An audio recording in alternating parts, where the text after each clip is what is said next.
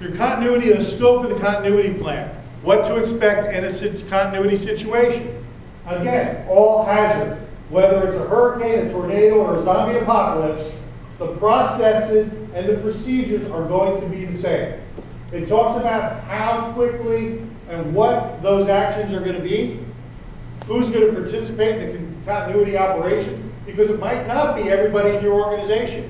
Your team may only be 6 people, and you've got 50 in your organization. You need to determine that when you're writing the plan.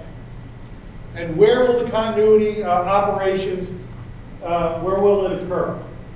On-site, off-site, where, how? That's all outlined in the plan.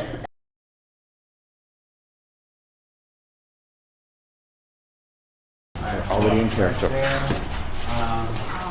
me one of them. Actually, you can do it. I'm not gonna be able to.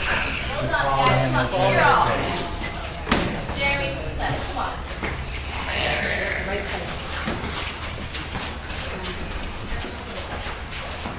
For what it's worth, they all do have a picture of IDs, so change time a little bit. Sean, you look great, man. I'll fix your computer for you. Been through a level 3 hurricane.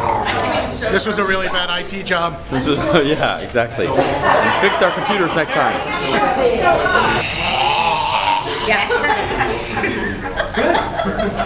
Good, I like that.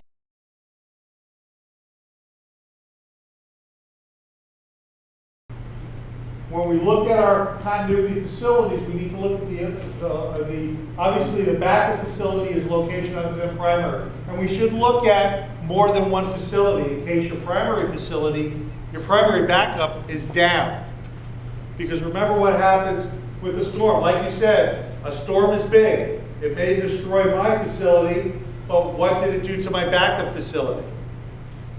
And the catastrophic planning scenario that we were using on the state level comes in through here in Florida, in Palm Beach County, travels a bit northwest, goes into the Gulf, re-strengthens, hits the Panhandle.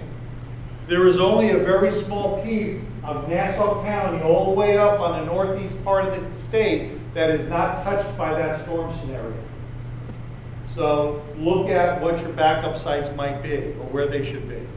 Alternate facilities. I talked about hot, warm, and cold sites earlier. Some of the differences. Your cold site is basically a room or a building that has no telecommunications. It does not have any data. The only thing it has is maybe lights, maybe tables and chairs. When you come into a cold site, you have to set it up. You have to drop wires, you have to drop cables, you have to run your IT stuff. You do not have your backup files. It's cold.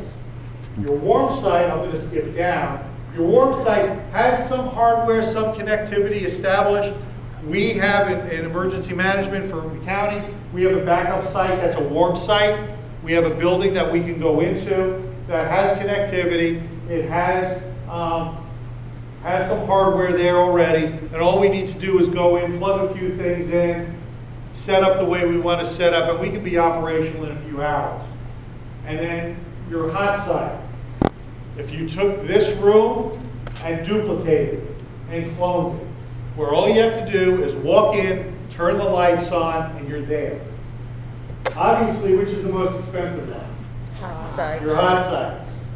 And there are commercial companies that do have, that their job is to rent hot sites. So for so much a month, you can pay them to have this facility on standby and have the data backed up. And it's mostly large corporations that do that. But there are companies out there that do that. You're probably more looking at cold sites from your standpoint. And again, if your plan is written the right way with the right standard operating guidelines in it, you can have your facility up in 12 hours and be ready to roll. But again, it's got to be written right. Okay, my name is John Coley. I'm an attorney. I'm with the Legal Aid Society's Nonprofit Legal Assistance Project. As you've heard, I've been doing this a long time. Some of you may have heard these before. We've done these public assistance and FEMA presentations in the past, but I'm here to give you some horror stories and some information about how things have changed rather significantly recently. I think in the past, the most recent storm, we all remember October of 2005, hard to believe it's that long ago.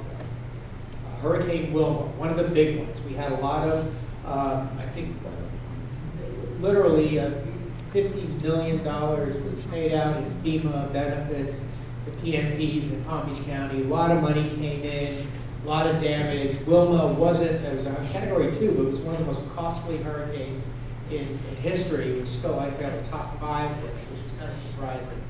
The numbers came to the West Coast, really got it.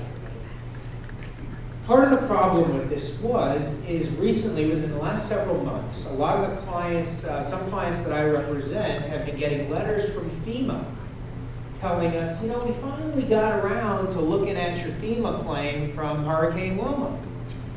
We know we gave you the money back in 2006, 2007, and we're happy to do it, but we realize we shouldn't have given you the money and we're going to need it back. Please remit within 30 days or we're going to come and get it back. And this has happened in 2 cases, again, that I'm aware of. One we're dealing with about $50,000, the other dealing with $900,000. One of the things you're going to have to do with that is go through and make sure, are you eligible for FEMA? Are you a nonprofit organization that would be eligible for FEMA and factor that in every given year? In addition, it's going to be difficult with the way the system is set up to make sure they're not going to come after you. Because they have their very little time restraints. It's not an argument, well, you know, you gave us the money 6 years ago, we already spent it, we put new glass on the building, you know, we've done everything. So that's a real issue with what's happened, a real game changer, a real difference in the way that the rules have been changed. And a lot of it's because, again, there's inefficiency. Inefficiency on the state part in order to how they gave the money out, inefficiency on the federal government to monitor it, so it's been a big, big issue. So part of what you're going to need to do is really go through your private insurance coverage, because that's going to be your first, you know, FEMA should be a last case scenario. Has anybody received FEMA ever for anything? If you've ever received FEMA, you will never receive it again.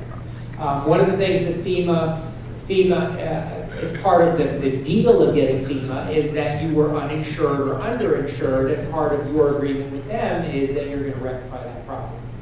And that was some of the issues that we've seen along the way too, where they're demanding proof of insurance and coverage. So again, it's not something to rely on. First and foremost, well, I'm Jennifer from the Disaster Recovery Coalition, and I hope you enjoyed today. It was kind of out of the box, but certainly in the aftermath of the disaster and during recovery, all we're doing is things that are out of the box, because we don't know what is going to be happening. So we can make all the plans in the world, but we need to have relationships.